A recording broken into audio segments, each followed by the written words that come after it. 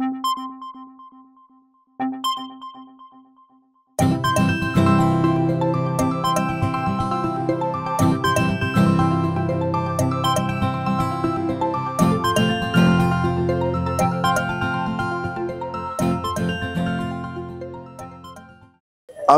এই বীজ উৎসবে এসে আমি উদ্বোধনী অনুষ্ঠানে ছিলাম এবং যে আমাদের এখানে যে এই শস্য গোলা, তাতে আমাদের যে প্রাচীন শস্য এই জব নিবেদন করা হলো, এটা আমার কাছে খুবই ভালো লেগেছে।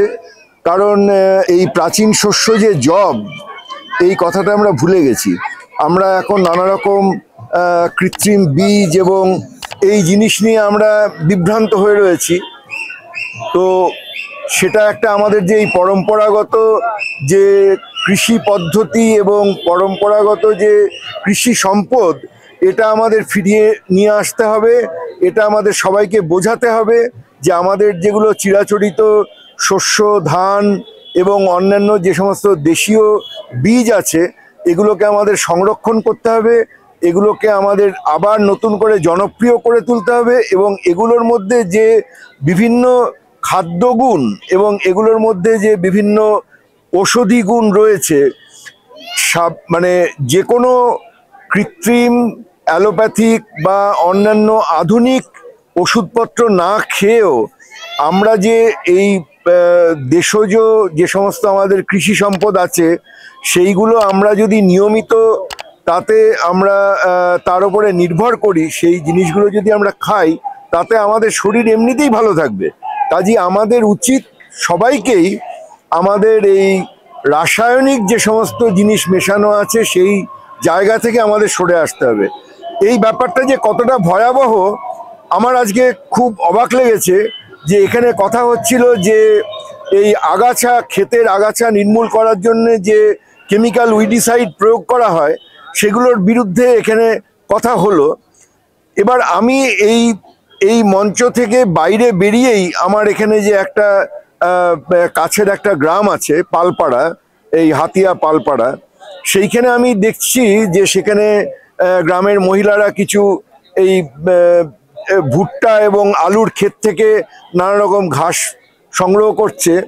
তো তাদের কাছে আমি জানতে পারলাম, একটি বউয়ের সঙ্গে আমার আলাপ হলো, সালেহা, আজকে মুসলিমদের পরব শবে বরাত, কিন্তু সে এসছে তার ঘরের কাজের বাইরে, সে এই মাঠে ঘাস সংগ্রহ করতে এসছে এবং সেটা যে কি ভয়াবহ ব্যাপার আমি শুনতে পেলাম।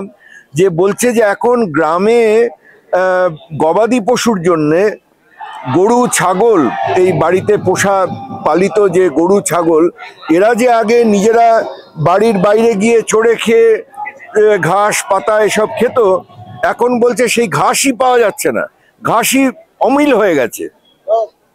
কাজেই করছে যে ওই জমির মধ্যে থেকে, ভুট্টা এবং আলুর ক্ষেত থেকে আস্তে আস্তে আস্তে আস্তে যেটুকু ঘাস আছে, আছে, সেগুলোকে সব কোচরের মধ্যে ভরে নিচ্ছে, সেগুলোকে সংগ্রহ করে তারপরে সে বাড়িতে যাবে, তারপরে তার গরু এবং ছাগলকে খাওয়াবে।